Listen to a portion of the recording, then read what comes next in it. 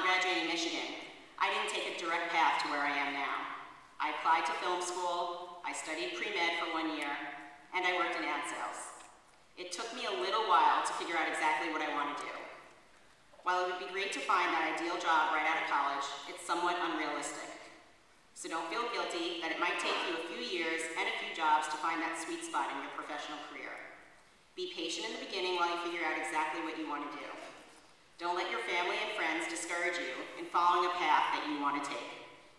Unless that path leads you to being a stripper, drug dealer, or college professor. I think we could all agree those would be the wrong paths.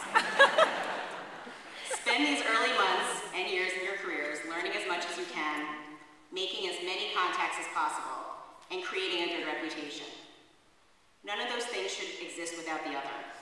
You can learn a lot, but if you don't have someone who can help you in some way get to the next step, you might find it difficult to progress. If you have a lot of contacts, but have a reputation of being a slacker, well, that's not going to get you too far. And if you have a reputation for being nice and fun to work with, that's great. But if you haven't really learned anything, then people will see through that pretty quickly. You should know that you are entering the workforce with a bit of a reputation already. You are referred to as the trophy generation, the kids who were rewarded for just showing up. Everybody gets a trophy. They say you are ill-equipped to assimilate into the workforce, that the expectations of your generation are unrealistic, and that you demand promotions before they're earned and don't understand the concept of paying your dues. So prove them wrong. Use the strengths of your generation to your advantage. You are very skillful and resourceful and have fresh and insightful ideas to contribute. Show that your ability to multitask is an advantage, not a distraction. Use your proficiency in new technology to show that you will be an asset to whatever organization you're part of. But do remember that you are still learning and be humble enough to realize that you don't know everything. Understand that a job well done is not extraordinary, it's what's expected. So yes, pay your dues, but then pay it forward. Don't forget to help those who come after you. I have never in my entire career turned down a Michigan student or alumnus who wanted an interview or just information about the entertainment industry. I have, on the other hand, turned down several Buckeyes, Blue Devils, and Fighting Irish.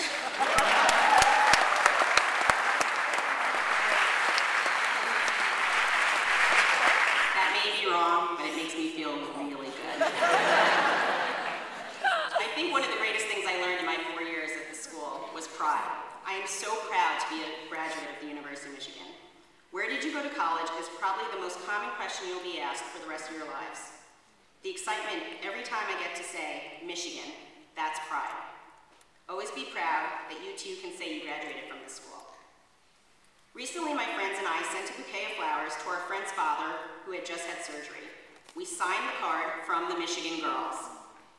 We may still think we're girls, but we know down deep that's not true anymore. But we will always be Michigan graduates. I have 8 of my college friends here with me today who came in from New York, Chicago, and some here from Michigan. They left their husbands and children behind just to share this day with me.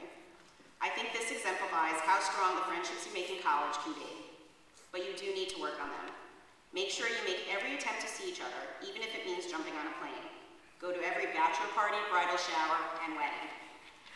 If you can't be there for the birth of their children, then try to make it to the first birthday party. It might take a little more effort to maintain the relationships you made here, but I promise you it will be worth it. My last piece of advice is one that is simple and cliche, but I think very important. Try to laugh as often as possible. I don't give this advice to encourage you to watch more Comedy Central, although that would be appreciated. I say it because I believe if you're laughing, then in that moment you are truly happy. And if you're truly happy, then you will attract happiness to your life. I would like to read a quote that I think really emphasizes this point. Laughter gives us distance. It allows us to step back from an event over which we have no control, deal with it, and then move on with our lives.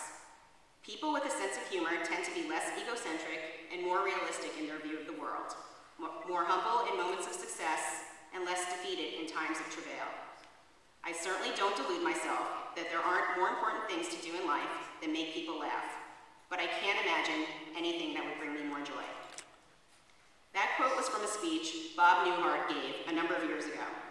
If you don't know who Bob Newhart is, he's a very talented comedian and actor, most popular during the 60s and 70s. And if you do know who he is, well, you're just really, really old. Thank you again for letting me share this amazing day with you.